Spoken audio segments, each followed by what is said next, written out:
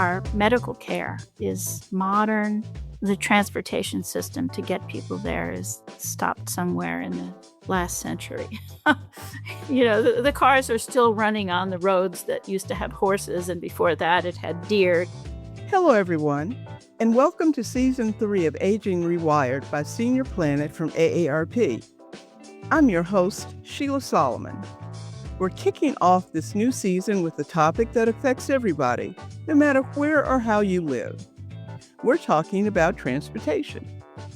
Access to affordable and reliable transportation, especially public transportation, is devastatingly rare for older adults in America, leading to a whole slew of unwanted side effects, such as unaffordable costs and social isolation. In today's episode, we talk with 3 different people with 3 different solutions for how to solve this crisis. Whether it's through community organizing or embracing new technologies, there are a variety of ways to tackle this issue. You'll hear about the potential of driverless cars as a cost-effective way to provide transportation to older adults with Princeton professor Alain Kornhauser. I can't look 360 all the time. These things do. They've got to be better than me. I can't compete. After that, you'll hear from Cheryl Stewart, a founding member of the Sirens Motorcycle Club of New York City, about how she's bucking stereotypes and building community through her love of motorcycles. 2 wheels in New York is magic. You can quote me on that. But first, to give you more context about why transportation is such an important issue for the health and wellness of older adults, and how we can be using volunteer-based solutions to fight social isolation, you're going to hear from Katherine Freund. Katherine's the founder of ITNAmerica, a national nonprofit advancing transportation for older adults and people with mobility challenges. Here's Katherine. I call the transportation system the vascular system of the community. It's logistically complex and it's expensive. People will provide the food pantry or they will provide health care, but they forget the piece of how do you get there. There is very little transportation available in the communities where most older adults live. 3 out of 4 older adults live in rural or suburban communities. And there is some paratransit there, but there's no mass transportation. There's no trains. There's no bus routes, really. And so people, I don't know if you know this, but people outlive their decision to stop driving by about 10 years. And so when that happens, if you're living where most older adults live in rural or suburban communities, you're stranded. And so older adults, wind up doing a couple of things, driving when it's really not safe anymore, or they ask favors of friends. Would you take me to the grocery store if you're going to the grocery store? They ask their family, would you take off from work and take me to the doctor? Or they become isolated, right?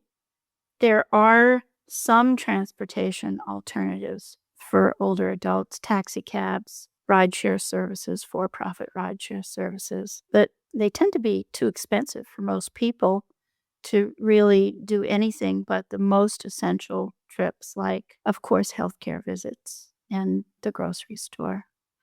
Asking favors is swallowing your pride over and over and over again. And so what happens is people become shut-ins, they get isolated.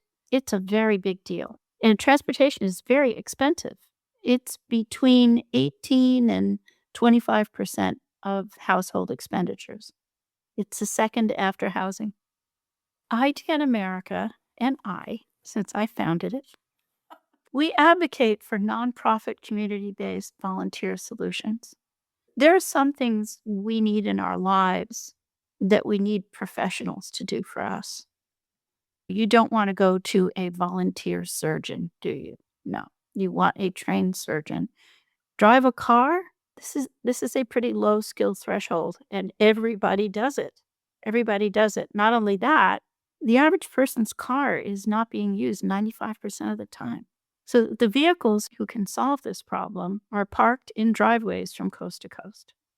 And the skills to operate those vehicles belong to most older adults in the United States. So the answer is, how do you organize it? And I think it has to be a nonprofit solution, because the largest cost in transportation, it's labor. It's not the vehicle. It's not the insurance. It's not the fuel. It's not the tires. It's not the excise tax. It's labor. So when you have your own car, you don't count the labor because you're driving it yourself. But the issue with older adults is they lose the labor piece. And so the transportation immediately gets very expensive if they're going to pay for it. Our newest program is called America's Volunteer Driver Center. And we got some congressional support to plan this. And we're launching a national public information campaign to recruit 150,000 volunteer drivers from coast to coast. There are more than 1,000 nonprofit volunteer transportation programs in the United States. We've got them in our database. And each one of them is trying to figure out how to recruit enough volunteer drivers on their own. Nobody's done anything nationally before. So when I cooked up this program with my senator's staff, Senator Collins, I said, look, think of this like the Red Cross, right? Think how much blood would be donated in the United States if there were no Red Cross. And all 1,000 of the communities tried to figure out how to get people to lie down and give their blood away. Okay, think about that volunteer activity. Lie down and give your blood away. So what I said to Senator Collins' staff was, if people will lie down and give their blood away, they will give someone's mother a ride to the supermarket. We just have to ask them. So everybody doesn't have to do this on their own. So that's what we're doing. Thanks so much, Katherine, for sharing your expertise with us. To learn more about her work in community-based transportation, visit ITNAmerica.org. As Katherine mentioned, one of the largest barriers to reliable transportation for people who don't drive themselves and don't have access to public transportation is the cost of labor. So we spoke with a longtime expert about a tech-based solution to solving the labor piece of the puzzle. The solution he recommends? Driverless cars. It sounds like something out of the Jetsons, but as our team was surprised to learn, driverless cars are already much more prevalent than you may think. The problem is that there are still transportation policies that restrict driverless cars from going where people need them to go. To tell us more, we invited Alain Kornhauser onto the podcast. Alain's a professor of operations research and financial engineering and director of the program in transportation at Princeton. Now, Alain, you've been on the faculty at Princeton for 50 years. Please, 54 years. Yipes. We stand corrected. What I've done basically, at least my whole career since PhD school, is deal with transportation. Now, your bio says you studied aerospace engineering at Penn State and at Princeton before joining the aerospace engineering faculty at the University of Minnesota. So that was before you came to Princeton. went Yes, to correct. Princeton. We were going to Mars. It is transportation. I guess the reality of the 1970, 71 was we went to the moon, or did we actually go to the moon? I mean, some people today claim that maybe we didn't. And so I guess at that point, I was lucky to join and be invited to join the faculty of the University of Minnesota at the time. And of course, since it was obvious that we weren't going to go to Mars, I had to pivot.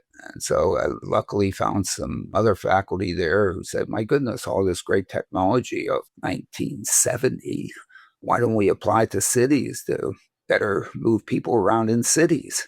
Thank you very much for clarifying that, because every time I think about aerospace, I'm thinking about planes and rockets and satellites and, hey, going to the moon, going to Mars.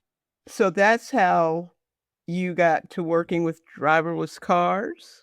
Yes, because back at that time, there was technology. And of course, some folks saw that the opportunity to automate it would be something that might be really good. Why? Because it might be a lot more inexpensive to do it and provide a lot more capabilities, and will then make it so that you can go get your hair done, go to the grocery store, go to church, go visit a friend, go shoot hoops across the street, across town more easily then existed at that particular time, 55 years ago. I could recall the first Trenton transit study that I published with my students here at Princeton was dated March 1975. We were talking about building a system that you could easily walk to a station, hop on, take you to where you want to go, hop off and go to where you want to go, and just do it for everybody easily. The automation really required a dedicated roadway or dedicated guideway to ensure safety. With my students, we designed systems for the whole state of New Jersey, 10,000 stations, 10,000 miles of guideway, be able to go from basically anywhere to anywhere in New Jersey by just short walk, hop on, short walk, get there. The only unfortunate part of that is you had to build the guideway for it, the roadway for it, which, I don't know, $250 billion, $500 billion. How many trips to Wall Street would I have to make to raise that kind of money to do that kind of thing? It was pretty impractical. Finally, really 20 years ago, came to the realization, why do we need these exclusive guideways to ensure this safety? Why don't we work on putting sufficient intelligence into the vehicle and then have it go on our existing infrastructure and be safe and do that?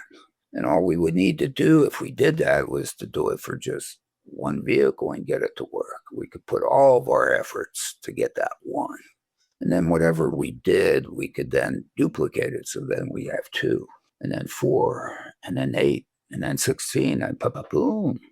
And that machine you're speaking of could be what is now being called a smart driving car? Some people want to call them autonomous cars now, or robo-taxis. I call them automated taxis or something. The key piece of it is it's a machine that you can direct to respond to what its customers would like to do. The key piece is affordable. And the way you can make it affordable is, well, somebody else could be paying for it, but that's not our definition of affordable. Our definition is that we can put it out there at a cost of goods sold, that those are affordable. First, I want to remind us all that our focus at Aging Rewired is how emerging technologies can be used to improve how we age, which is what you've been working on for a while. Do you mind telling us your age and your own mode of transportation at the moment? Oh, I'm 39. I've celebrated my 43rd, 39th birthday. So that tells you what the number is. Okay, that's actually 81 if you do the arithmetic. I walk to work. But the way that I go around, I don't drive anymore. I have a car drive me. I watch over it. And you can't believe how comfortable that is for me. You use a driverless car. I use a car that can do most of the things without a driver. It is not driverless yet. Okay. It drives better than I drive. My opinion. I can't do what it does. Where are you sitting in that car? Behind the wheel. Where are your hands? Are they on the My steering hands wheel? are usually on my lap. And No, it parks just itself? not very well. But I think I can handle the parking piece. And it's getting better in that, and it will be able to do that. The important thing is a lot of these things are in software, which when we were first looking at being able to do this was the beauty about doing the automation in one vehicle. If you put the sensors, the actuators, and the computer in a vehicle, then as you improve the software and you download it into the software, the thing gets better. And so the mobility piece of this, and with seniors, I mean, what's the worst thing that can happen to a senior? They take your keys away. And my sister, 7 years older than me, had to. She still needs a ride. And so how do you do that? If you do it the way New Jersey Transit desperately tries to do it, actually in 2023, paratransit rides average cost $90. We can automate, do it for $9 a ride. Nobody's asking Congress for any money. Nobody's asking Trenton for any money here. The beauty of this is that it's coming out of the ecosystem of technology, the availability. The problem is having the permission.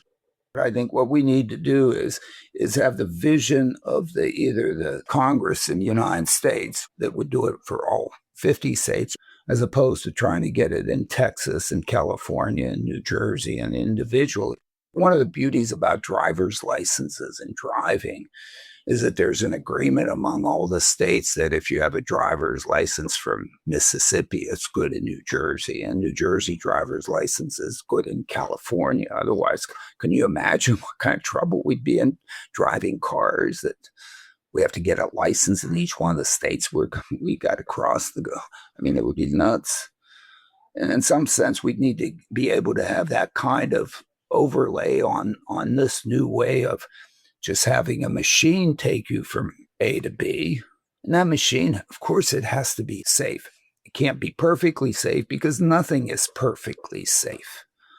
It's really not hard to be safer than cars because the cars, it's misbehavior by us that's most of the problem. If we could only behave, then there's no safety problem for cars. Maybe the best way to have us not misbehave, not be on our phones, not be speeding, not be running red lights, not be drunk, not be not be driving when really we should be riding. Okay. Then what we have to do is, put some systems out there that say, hey, it's actually better if I don't drive. It gets me there. It's not more expensive, if that matters to you. And I'm just such a happier camper because I get to get my teeth cleaned. I get to go to a doctor. I get to go to church, synagogue, the normal things of life. I took John Homefield, Who is that? this Nobel Prize winner in physics, 2024, gave him a ride. He's 92 years old. He has Parkinson's.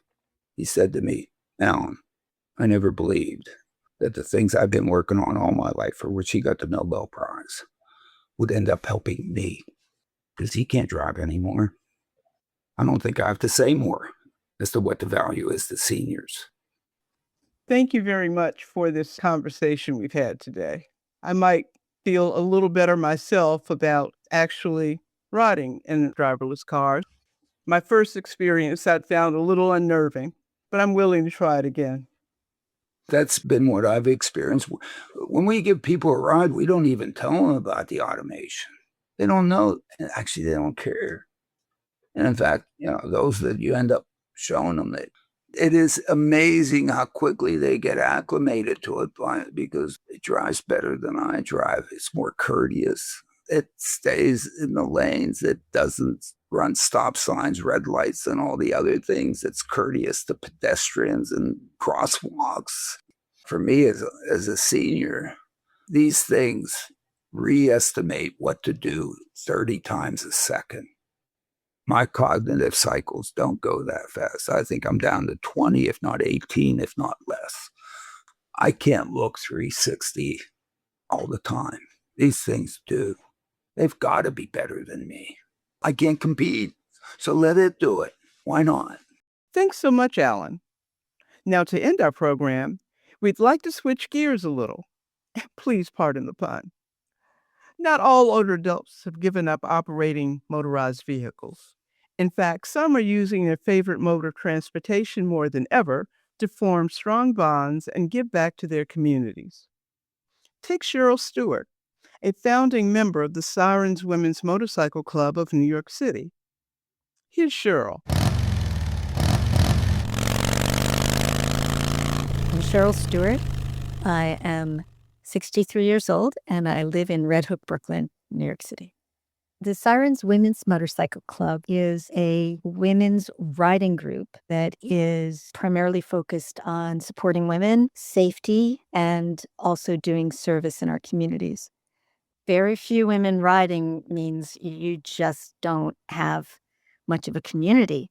And back then, it was so rare that we were really joyful when we found one another anywhere on the road and in a club.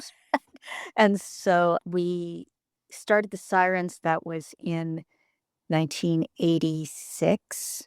And within that same year, we led the New York City Pride March, and we became a really cohesive group.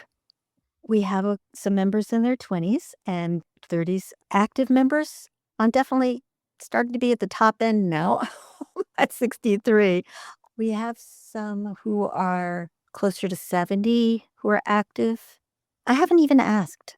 We support one another. We have an instant social circle you can plug in. And just last night, even though it was a school night, one of the other members wanted to go out to a drag king bingo event. And so I, of course, had to go with her. And the thing that's developed over time is that those of us who have been doing this longer are now doing a lot of active mentoring of younger and less experienced motorcyclists. None of us had that from women. We never had the kind of mentorship that men take for granted. Father to son, someone's uncle buys some little dirt bike. We just never had that. And so we mentor each other. And I am in particular keen to mentor. I built my dream garage in my backyard. Garage Mahal. I invite my friends to come work on their bikes in my garage, and I help women who don't necessarily know the best way to do it, give them a little guidance. It's so rewarding for me personally. It just feels right. And service to our community as well. Every year we had a benefit ride, which we focused on raising money for women's health concerns. One of our earliest members died of AIDS with absolutely no support at all. And medical support, that is. And so we focus on women's health issues when we raise money, like breast cancer. And we did raise money a lot for groups doing work with women in AIDS way back in the day when there was nothing coming from the government. There was nothing for women. There was almost nothing for men and just nothing for women back then. And during the pandemic, we delivered a lot of PPE because somebody had to step up and do it. So we did. We got a call from the New York Milk Bank. They collect breast milk for women who don't have it, for their babies who need it. We didn't know anything about this. And she called us and said, "Will you deliver for us?" And we said, "Sure." What is that? We didn't know anything about it. And it was really great. We did a whole lot of deliveries because at the time, because of some arcane New York state laws, it was very difficult for the milk to leave the facility and go to families who needed it. I was very involved in the fight to change congestion pricing. We were alarmed because the plan for congestion pricing came out and there was no exemption for motorcyclists. And every other place where they have congestion pricing, especially and including London and the other model cities that we were using in New York, motorcycles are exempt from congestion pricing, fully exempt. Why? Because we demonstrably reduce congestion. And in those places, they wanted to incentivize motorcyclists in order to achieve their low congestion goals. And New York City did not do that. We lobbied in Albany. In the end, we did end up with a 50% reduction. So whatever cars are going to be charged, we pay 50%. I think there are myriad advantages to riding in New York City for anyone, and especially someone who needs a lot of flexibility and independence in their transportation. I can find parking most places. And by the way, it's also fuel efficient and also congestion reducing. So it's good for everyone. But specifically for older people, especially older women, I'm not a target on the sidewalk. I'm not an easy victim. Of course, it's different because there is a degree of risk on the street itself while you're riding. But I think we're trading risks here. And I'm so happy, and it makes me joyful. The saying goes, you don't stop riding because you're old, you get old because you've stopped riding. The other reason why I think that riding is really positive for people of any age, and particularly people who are aging, is that my reflexes stay very sharp. I don't have a choice. You really have to be paying attention. There is a sense of empowerment when you ride a motorcycle. This is unmistakable. When you ride, it's an explicit thing, and I just have to say it. You have a very powerful machine between your legs. You are in charge of it. You're running that thing, and you get off it, and you're like, yeah, I am badass. I think any woman of any age benefits from that. But as we get older, it's more and more validating. Thanks, Cheryl. For more information about the Motorcycle Club, visit sirensnyc.org.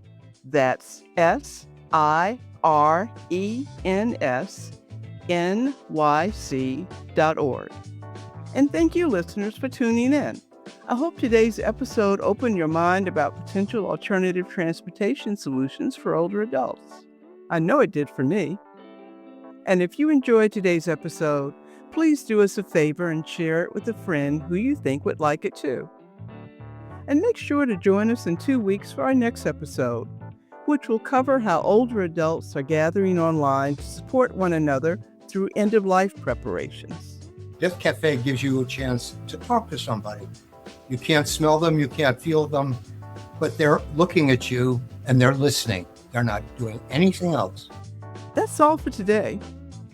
Aging Rewired is a podcast by Senior Planet from AARP.